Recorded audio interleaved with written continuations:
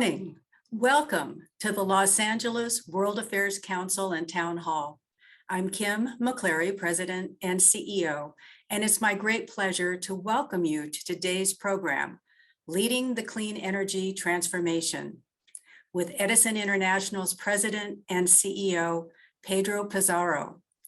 Edison International is one of the nation's largest electrical utilities and is the parent company of Southern California Edison and Edison Energy.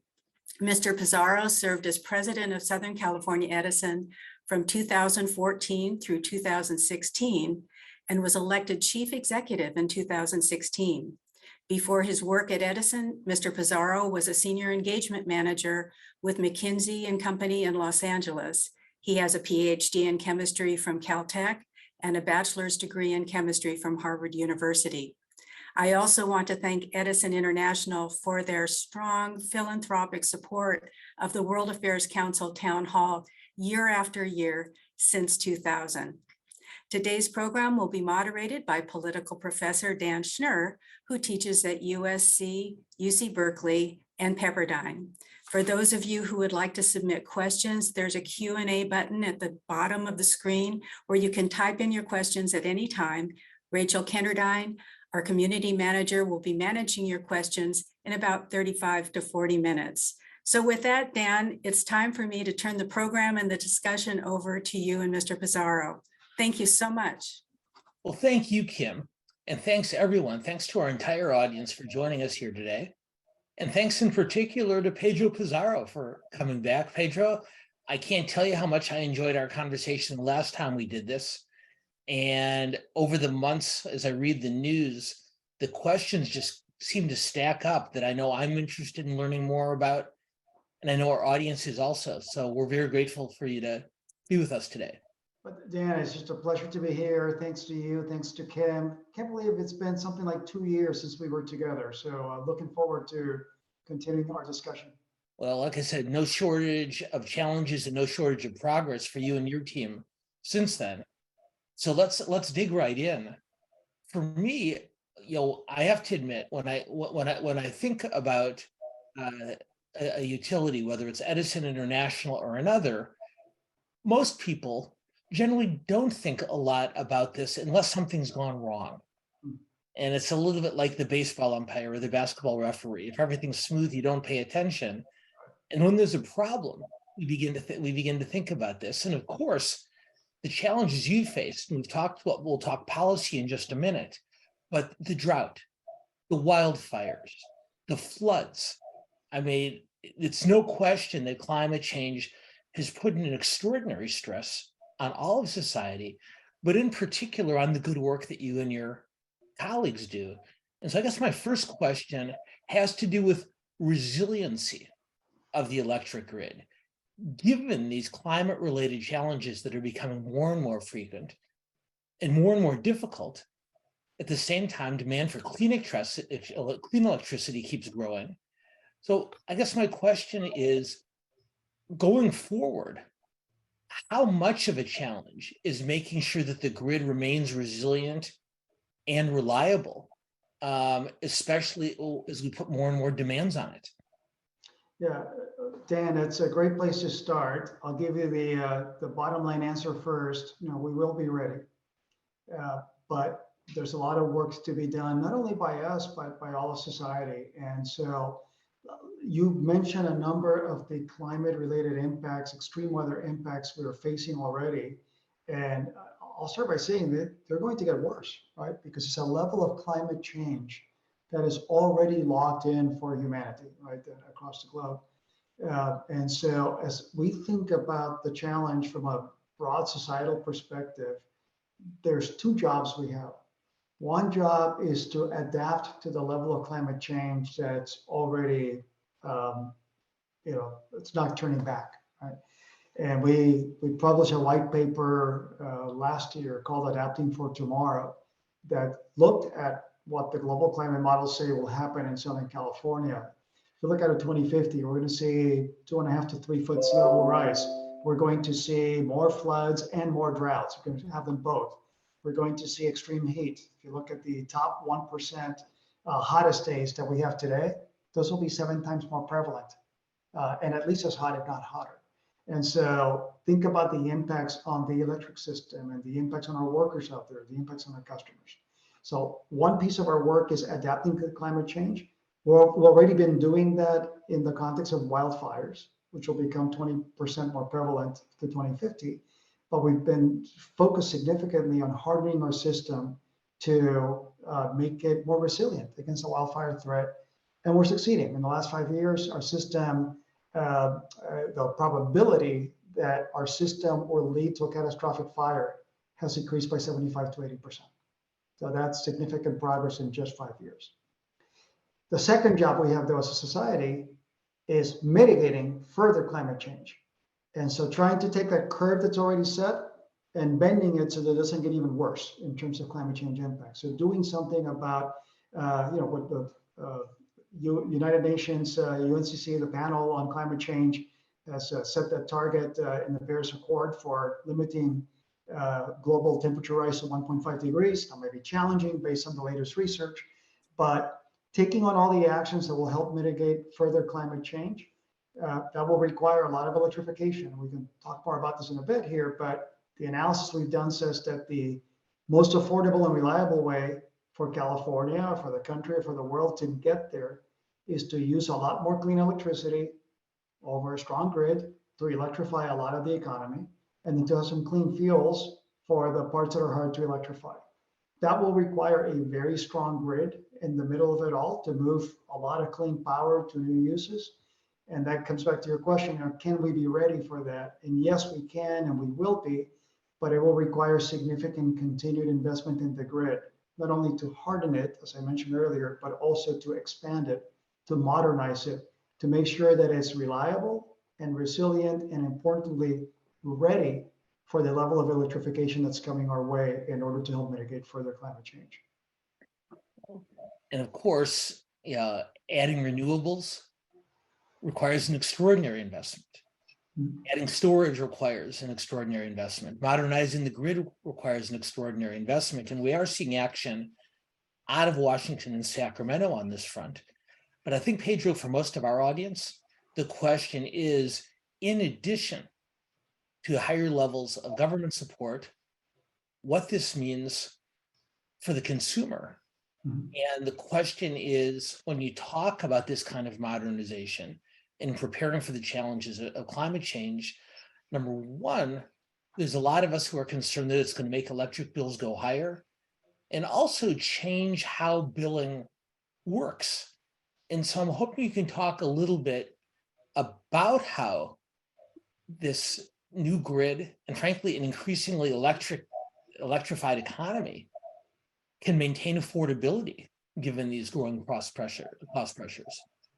Yeah, affordability is just top of mind, and it's important for all customers. But we also remind ourselves that if you look at the Southern California Edison territory, something like a third of SCE's customers qualify for low-income assistance. So there are a lot of folks out there who need support, and importantly, cannot be left behind in the clean energy transition. At the utility, we've had a significant focus on cost management for at least the last decade. And I'm really proud of the work that's been done there. If you take a look at SCE's rates today compared to its California industrial and utility peers, SCE's rates today are 19% lower than PG&E's, and PG&E's are 19% higher, and San Diego Gas and Electrics are 53% higher than SCE's. But as we move forward, this will require significant investment. And so, in fact, just last Friday, SCE filed its general rate case application for the 2025 to 2028 time period. And that does reflect some increased rates that we are requesting in order to be able to make the investments needed.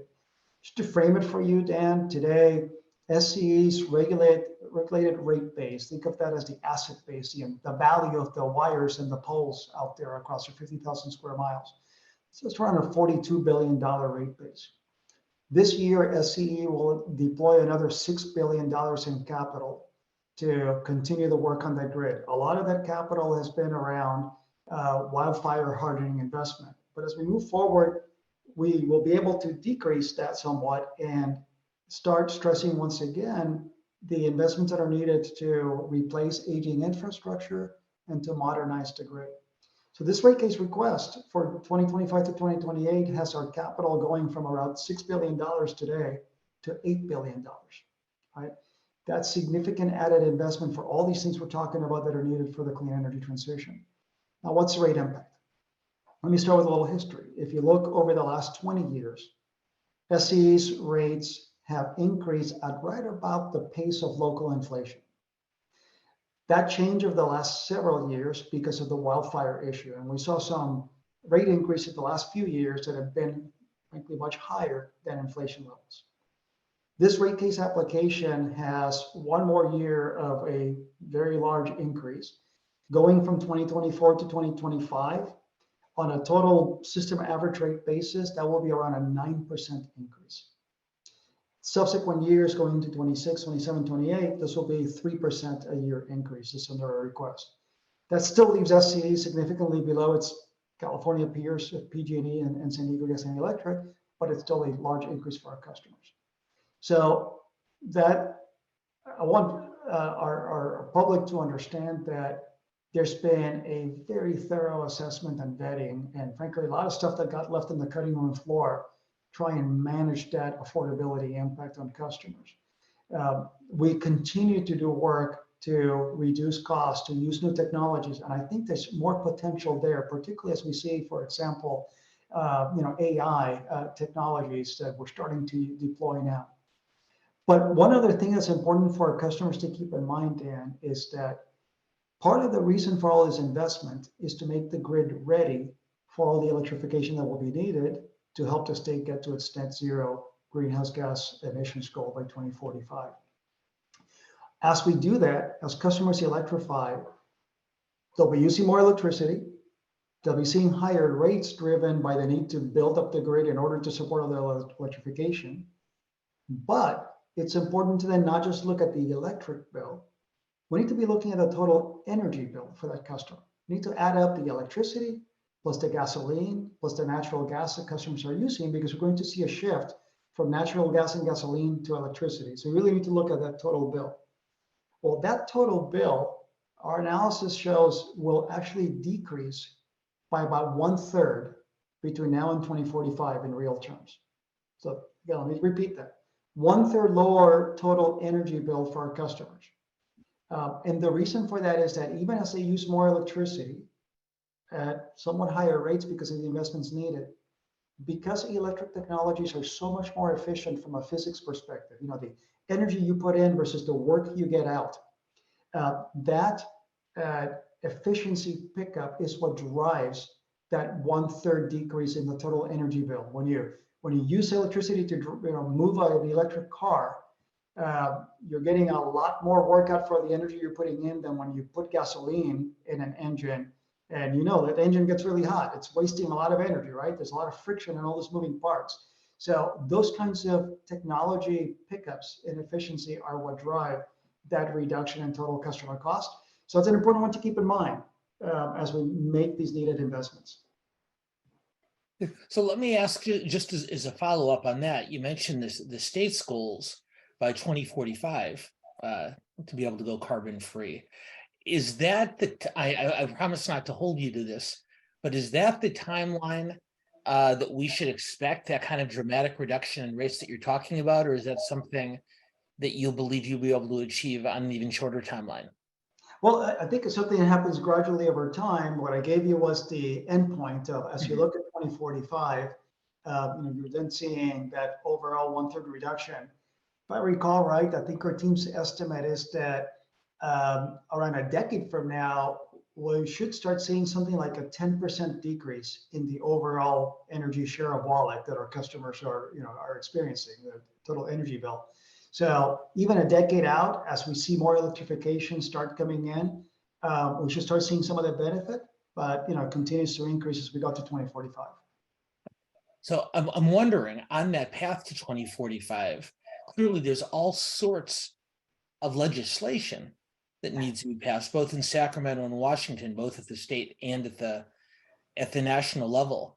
I'm wondering if you can offer us a policy overview, if you would, on how you see these policy reforms and this policy progress taking place in Washington and Sacramento. What's working? What do we need more of, and what needs to change? Sure. Well, let's start with where credit is due locally. California gets a lot of credit for having been a leader for quite a while. And so the fact that this state started with some of the earliest renewable policies and energy efficiency requirements, that then evolved into our net zero, greenhouse gas emission law. Those were bold steps that California took early on. The federal government under the current administration has also advanced significantly. And so now we not only have California and some other states with their greenhouse gas reduction targets, but we also have the federal government chipping in, as it were. Right? And so you have the Inflation Reduction Act, the infrastructure bill, the Chips and Science Act.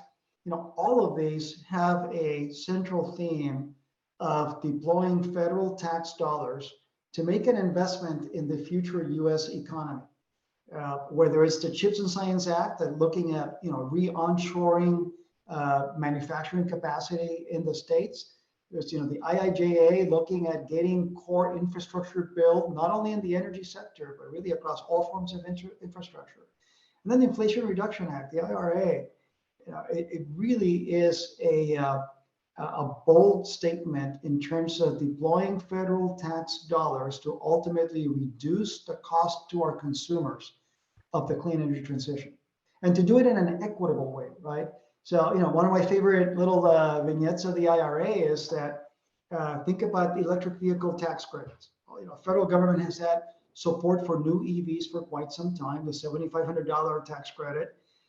That's started out as good for everybody, then it's been restricted to be based on income. And quite frankly, somebody like me, I'm very fortunate, I don't need federal help to buy a new car, so I shouldn't get it. But somebody who has a lower income level should be getting that support.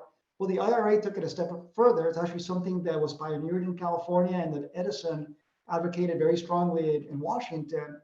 The IRA also includes a $4,000 used electric vehicle tax credit, because it's important that this transition be one that's inclusive. And so it shouldn't just be about, higher income people buying fancy new electric cars. It should also be about middle-class folks buying, mid-level cars, and about lower income communities being able to access second and third-hand used electric vehicles, maybe some of the smaller ones, more affordable ones that are economic for those folks today. And so that's been significant support that the IRA is providing, across the spectrum and making the transition more equitable. You also asked in your question, though, what else is needed? So what we have so far, it's important, it's critical, it's necessary, it ain't sufficient. Right? We published a white paper 2 years ago called Mind the Gap that took a look at the interim waypoint that California set in law of having a 40% reduction in greenhouse gas emissions from 1990 levels by 2030. And at that time, that was about 8 years away, and now it's 7 years or 8 or 9 years away. It's now 7 years away to 2030, a little less than that. And what we found then was that California had made good progress, but it would need to quadruple its emissions reduction level from about 1% that's been over the last decade to 4% plus a year in order to get to that 2030 target. It hasn't quadrupled yet. So at the state level, I think we're going to need more support. What the governor did last week with the proposal around CEQA reforms and helping get infrastructure permitted, I think it goes a long ways. At the federal level, we also need permitting and siting reform. If you look at California, something like 60% of forest land in California is federally owned. That means that when we or someone else needs to build a new transmission line to access clean renewable resources to help bring electricity to the load centers, to electrify more technologies, chances are we're cutting through federal land. It's really tough to get permits permits for that. So the prospect of having federal reform for the permitting and siting process is one that we think it's critically needed. So I'd say a lot of emphasis on, IRA provides the funding for new infrastructure. Now we need to make sure we're able to deploy that funding to build new infrastructure by getting permitting and siting reform.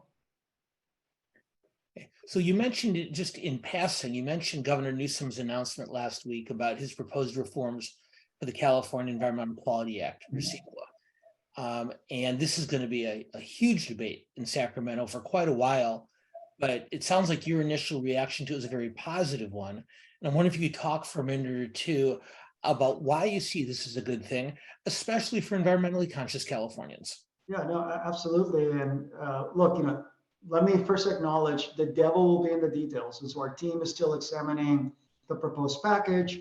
There might be some devils in those details where we will have recommendations for some different approaches. But at a big picture level, as I was just saying, we do need support across the economy to be able to get the infrastructure built that will solve the largest environmental issue we have right now, which is climate. Now, that can't be done willy-nilly. We can't create undue sacrifices for other environmental issues, right? So we need to be mindful of the land and the sea and the animals that are such an important part of the ecosystem overall.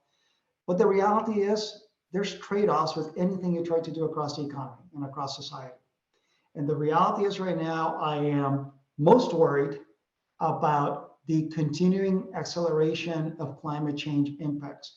If you look at the latest scientific studies, the acceleration of the melting of polar ice caps, what happens when tundra starts melting and all that trapped carbon dioxide starts going into the atmosphere. We need to work really fast and hard to bend that curve down. And so that does mean that I think as we think about infrastructure in California, we're going to need dozens, multiple dozens of new transmission projects across the state by 2045, just to move electricity around. A lot of folks will say, well, why not just do it all with rooftop solar, which is a great tool and we support it. But we think that the potential for, if you had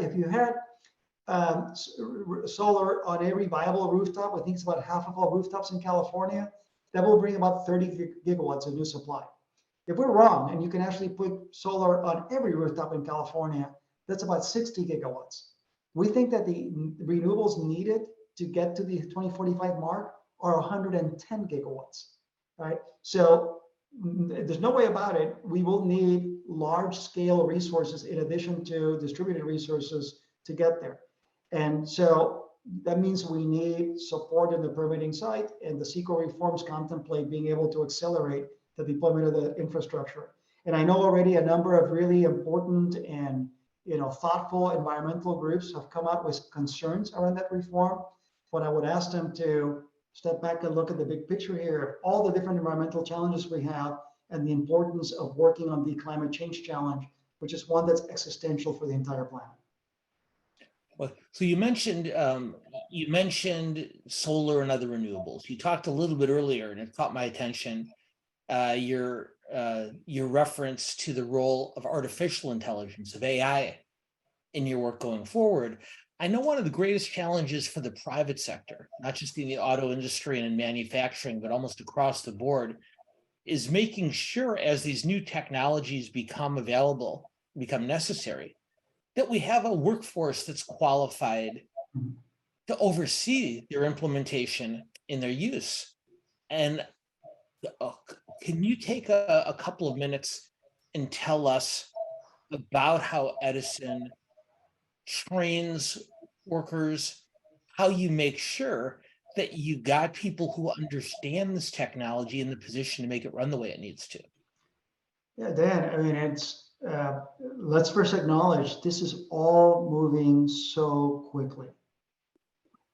Think about it this way. 5 years ago, we didn't have drones.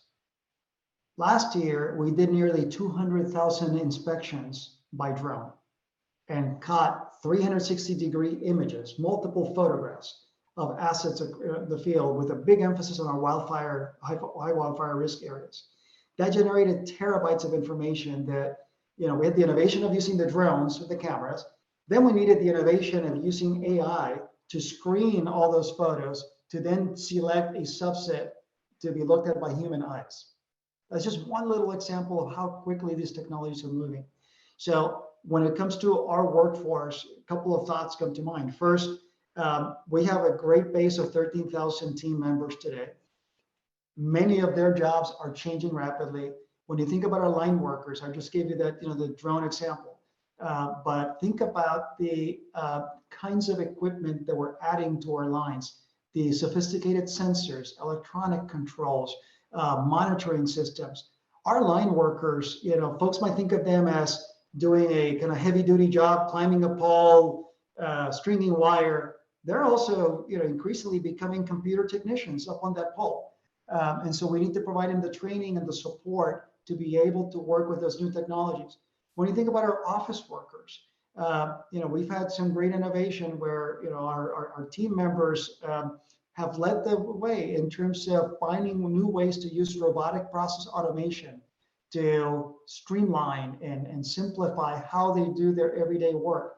We're now launching various initiatives looking at how we can better use AI. And this is early days, but how can we use AI to improve a number of the pieces of work that we do across the company? How do we use it to better serve our customers and have those customer interactions? So for us, it's a training piece with our current employees. It's a recruiting piece of bringing new skills on board. About 7-8 years ago, we started hiring data scientists across the company. One great example is where we have something we call a reliability operations center. And that's where we monitor our smart meters, we monitor other sensors in the field. Well, in that center, we've combined some highly experienced system operators who've been around for a long time with some much newer data scientists who didn't know the electric space, but they know how to work the data. And that marriage of those skill sets has been fantastic. As we move forward, we're going to need to do more of that recruiting. And importantly, we need to be engaged in helping to develop the workforce of tomorrow. Whether that's through we have a $1 million line worker scholarship that Edison International funds to increase the diversity in our line worker population. Or we have a program, my favorite thing we do called the Edison Scholars Program, where every year we give 30 graduating high school seniors, it's now a $50,000 scholarship for 4 years of their STEM education in college. That's us helping doing our small part to develop that workforce of the future. But Dan, it's changing fast, and we need to keep up with it. I wonder if you could talk a little bit more about the diversity of the workforce. Clearly here in Southern California, we are the most diverse community in the history of the planet Earth. And I have to imagine it would be easy and in some cases tempting just to hire the most readily available, the most obvious employees, even if they didn't reflect the diversity of the communities that they serve. Can you talk a little bit, Pedro, about why it's so important that your workforce reflect that diversity? When you think about Edison International, most of our team members are Southern California Edison, 13,000 employees. We also have Edison Energy, which is working globally, right? And we have around 400 energy advisors there working throughout the United States, Europe, Mexico, Canada. So we serve a very diverse community in Southern California. And then we have the diversity of perspective working globally with our energy advisory service. Let's focus on SCE. This is one of the most diverse communities in the world. There is significant talent here. And it is important as we work through the issues of the clean energy transition, and we make that not just global, but we make that local, right? The transition needs to work in Santa Monica, as well as it does in Compton, as well as it does in Tulare. We need to have those perspectives from folks who represent those communities and who look like those communities.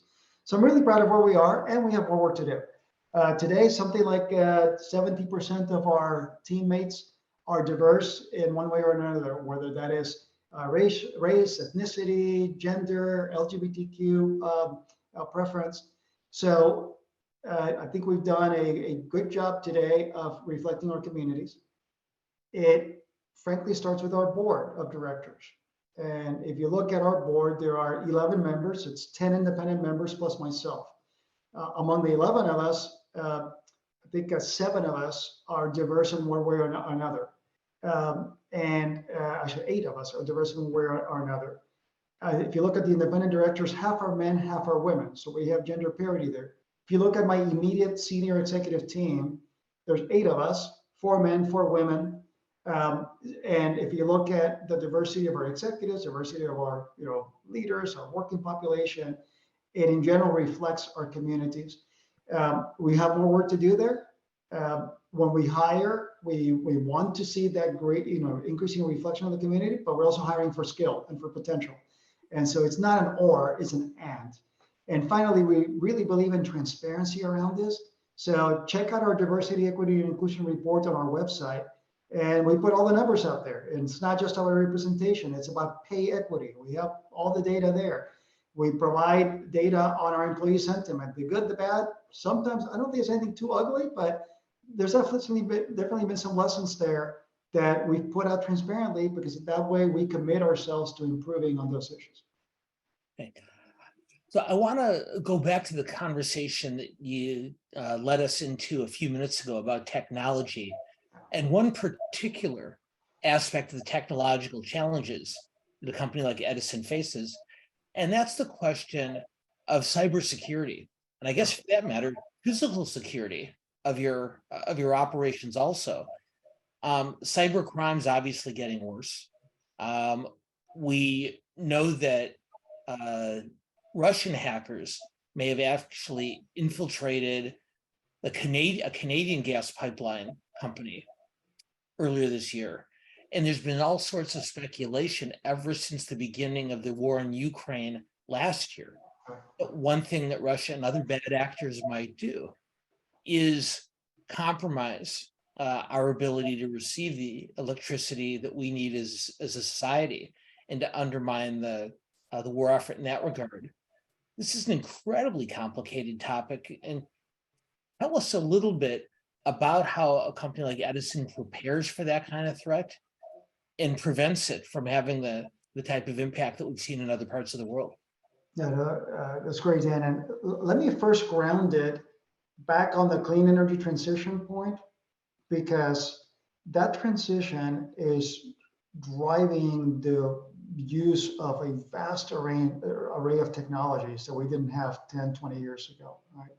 So as we look at having a more and more distributed set of energy resources, whether it's rooftop solar, whether it's batteries in people's garages, whether it's larger scale resources, electric vehicles with the capability of doing vehicle to grid ultimately in the future, smart meters, the use of AI, all of these technologies are going to help support the clean energy transition.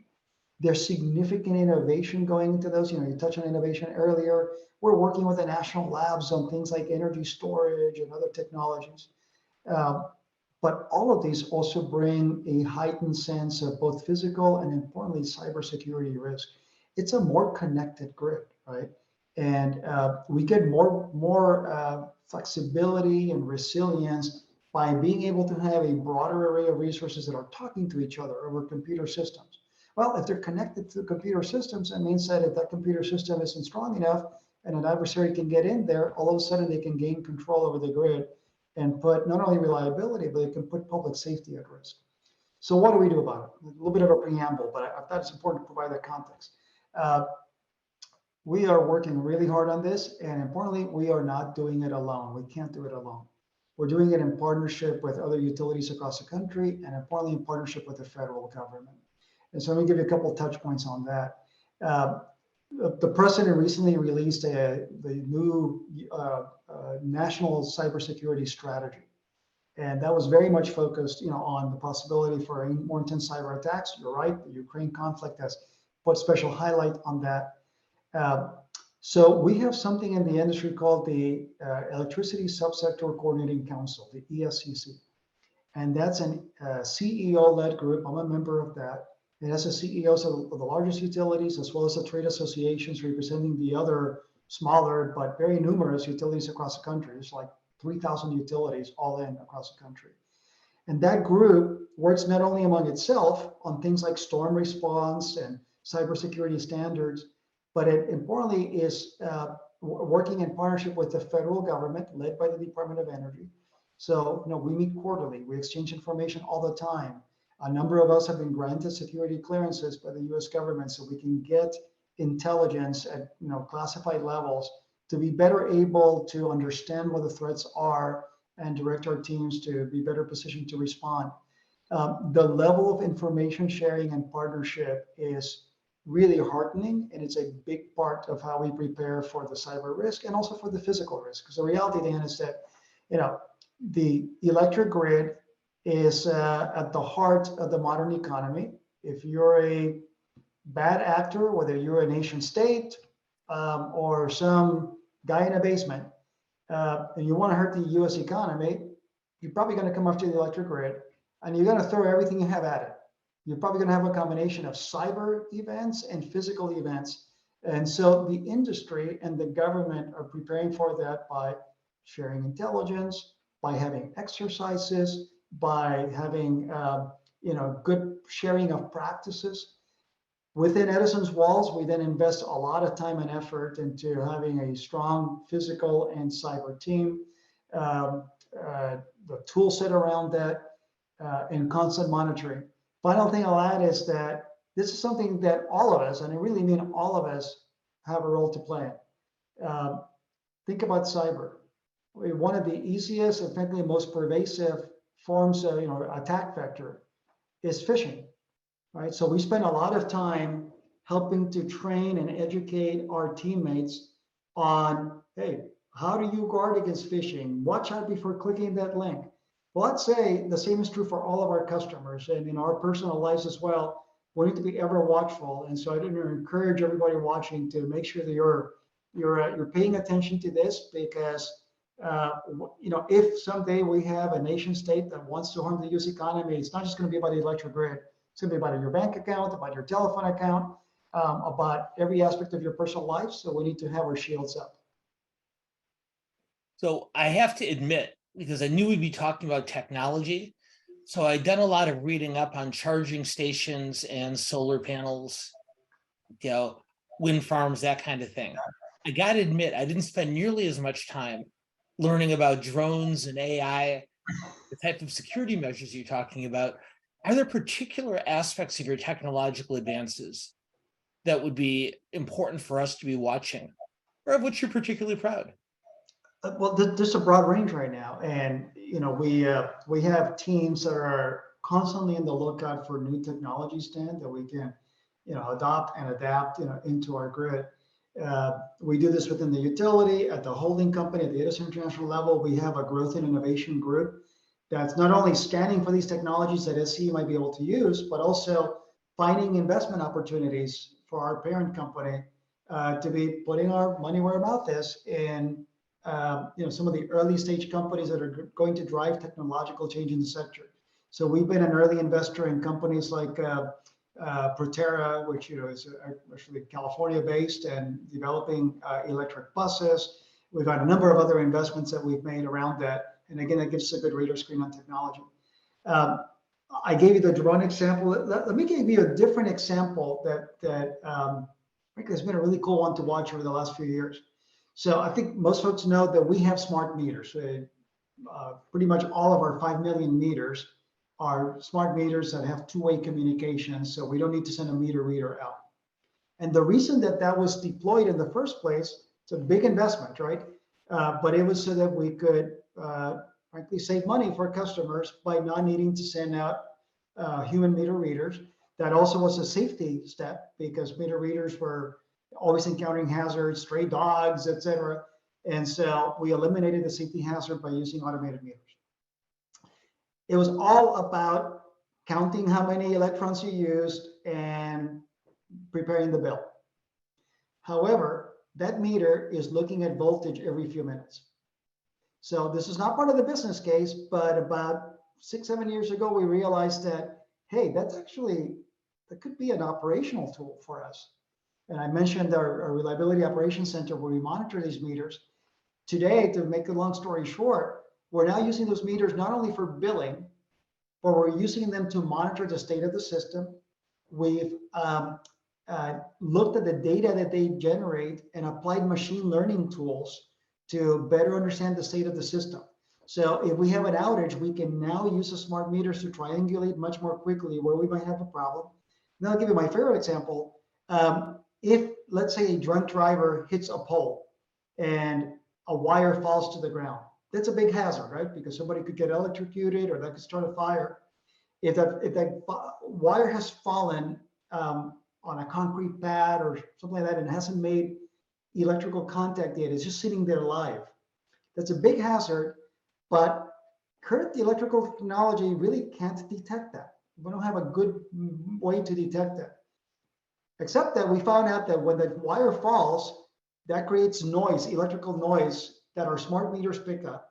So we were able to develop a model using machine learning and AI to now constantly monitor all 5 million meters.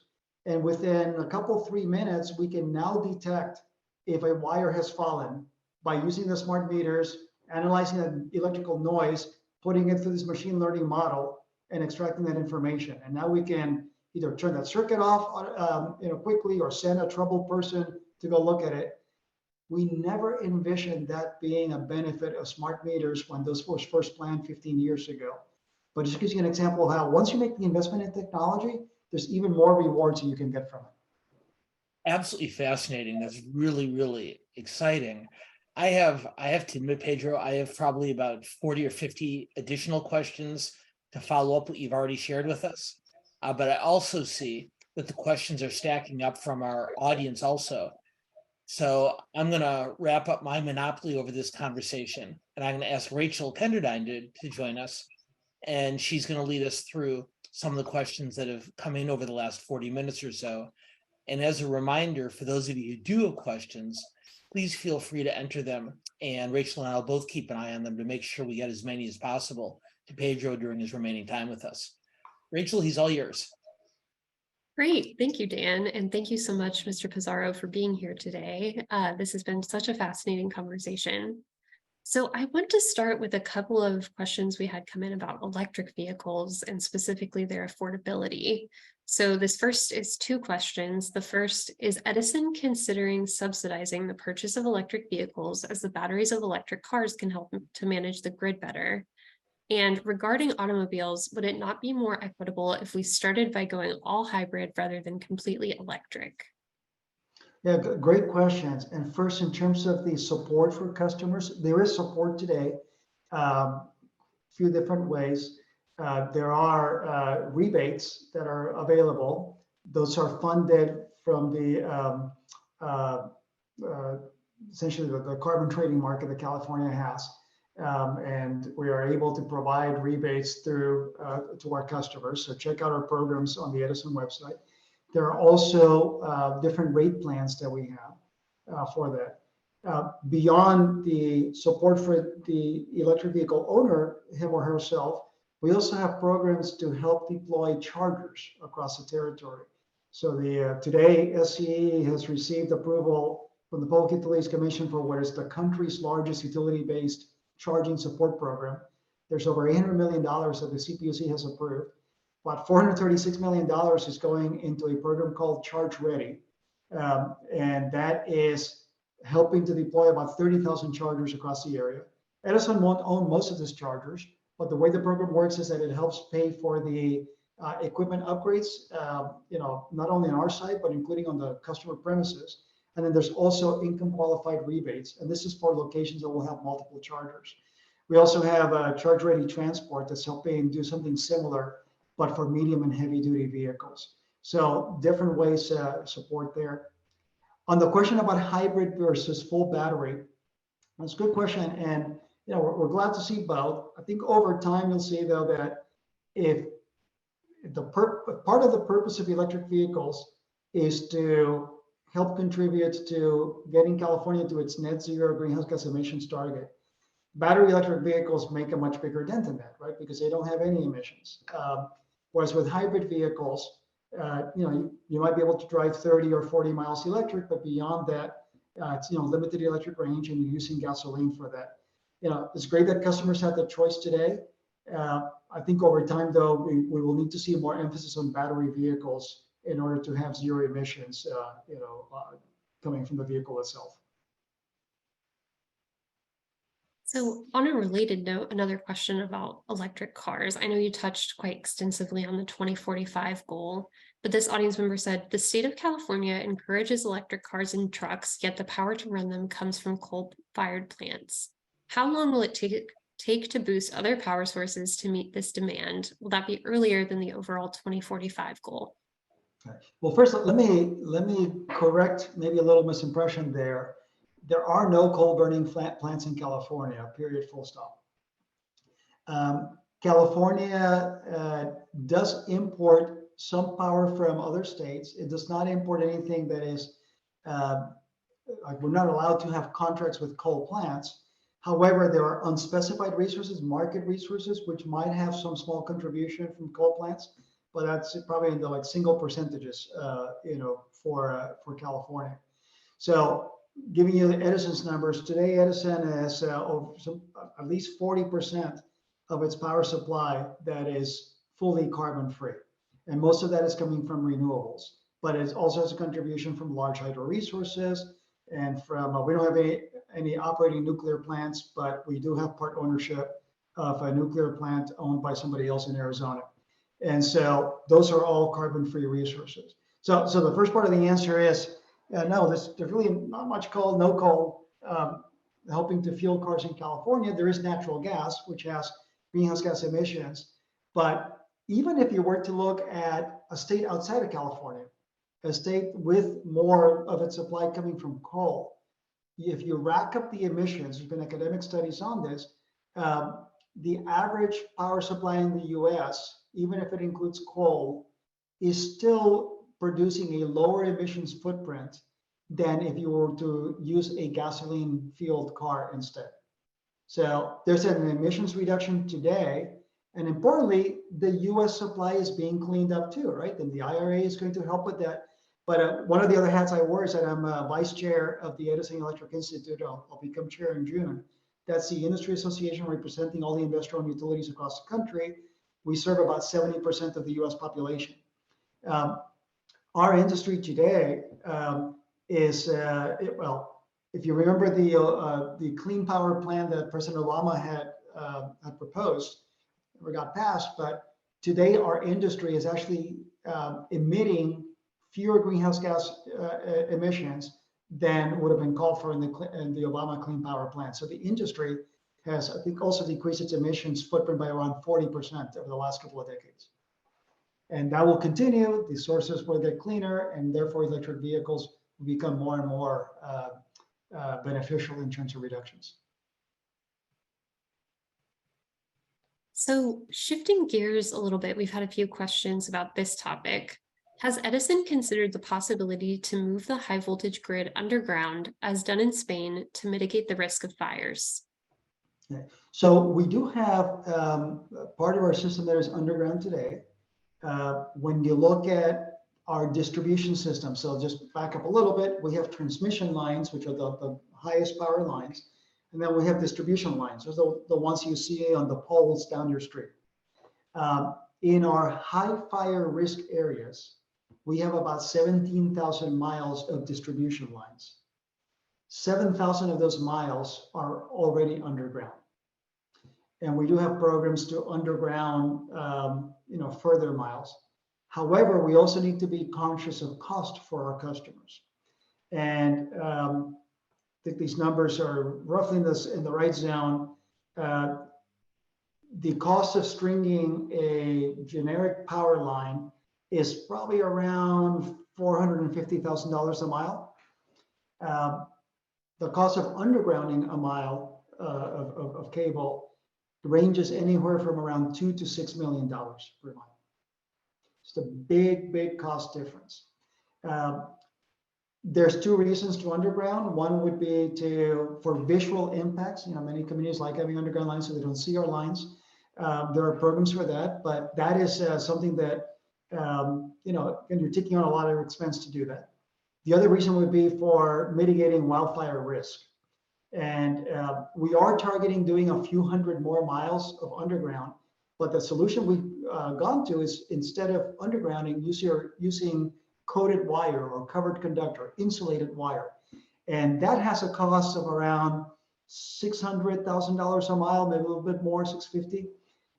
So it's more than standard wire, it's a lot less than undergrounding, and it gives us significant wildfire risk reduction. So for us, that's been a much better answer. So the next question, what would it take to move to a regional transmission system operator, or TSO, as California could be an exporter of clean energy to adjacent states? Yeah, it's a big topic right now. So we do have a TSO, it's the California Independent System Operator. And that CalISO governs most of the California grid, not all. There are entities like the Los Angeles Department of Water and Power that are not members of the CalISO. But the 3 investor-owned utilities and many of the municipal entities are part of the CalISO system. I think the question then really goes to, can the CalISO become part of or expand into being the system operator for an even larger region that's multi-state? We've taken some initial steps towards that. So not a full RTO, regional transmission organization, but the CalISO runs something called the energy imbalance market. And I won't get too dorky here, too geeky, but that market is essentially, think of it as a real-time market or near real-time market. There are several entities from outside of California, utilities from other states that have joined that. And so we're getting a lot of benefit already in exchanging power with other states in real time to that energy imbalance market. The CalISO is now broadening that and developing something called the day ahead market, extended day ahead market. EDAM is the acronym. We love acronyms in our industry, by the way. And so EDAM is being developed now. There's a number of parties from outside of the state that said to be part of that. Again, there will be a day ahead market. I think what the person who asked the question is asking about is about a broader all-in integrated market, taking what CalISO is to California today and making that a broader multi-state entity. There's a number of discussions going on about that right now. In fact, there was a bill that Assembly Member Chris Holden had proposed that was making its way through the state legislature that would have encouraged the CalISO to, allowed it to become a multi-state entity. To do that, we would need to change the governance for the CalISO. It couldn't just be controlled by California. It would need to be controlled by all of the states to participate in it. That bill has now been suspended, it turned into a 2-year bill, but there are significant discussions going on right now about what would it take. And I'll close by saying the why. Larger markets allow you to share more supply and more demand across a broader footprint. And that typically means better savings, more savings for all the customers involved. I think California customers have already saved something like $700 million just from that energy imbalance market. So we're supporters of it if you get all the devils in the details right, but there's a lot of work that needs to be done to broaden the CalISO's governance and create the footprint to make it a multi-state market. Great. So I think we have time for 1 or maybe 2 more questions. So I wanted to turn to a couple that we've had come in about batteries. So the first person asked, with battery storage being a flexible resource and having more renewable resources online, such as wind and solar, how is Edison using battery storage to offset the load growth in areas with the adoption of charging infrastructure? And then we had another question come in about whether batteries with energy stored in personal homes were an answer for offsetting some of the use during peak times. Yeah. So yes to all of the above. And really quickly here, we're using batteries more and more. The analysis that we've done called Pathway 2045, which looks at what we think it'll take for California to get to its net zero target statewide across the economy in 2045. In that analysis, we think California in total, not just SCE, will need to add something like 80 gigawatts of big renewable resources and 30 gigawatts from rooftop solar and other distributed resources. That's a lot of renewables. It needs a lot of batteries. So we think we'll need to add 30 gigawatts of big batteries, with another 10 gigawatts of distributed batteries, like the ones in people's garages. By the way, for those, folks, a gigawatt is 1,000 megawatts, and 1 megawatt is enough to serve something like 600 or 700 homes, just to scale it for folks. So that's the long-term big picture for 2045. 5 years ago, Edison had maybe a few megawatts worth of batteries. Today, Edison has under contract or for its own ownership around 6,000 megawatts, 6 gigawatts of batteries already under contract. A few thousand of those, a few thousand of those megawatts are already operational. And again, we think we'll need more because we think the state will need a full 30 gigawatts, and Edison has about 6 gigawatts under contract today. And then on the batteries in the garage piece, yes, again, we see distributed batteries being part of the solution, and it can be attractive. And interestingly, the reform programs for incentives for rooftop solar now have that added feature of wanting the solar to be attached to a battery in the garage because that helps to optimize it.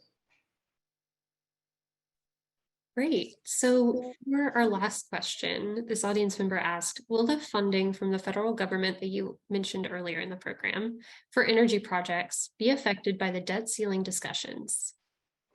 That's a great question. And you've seen that at one point Speaker McCarthy was suggesting that there might be some reductions to the IRA as part of the debt ceiling piece.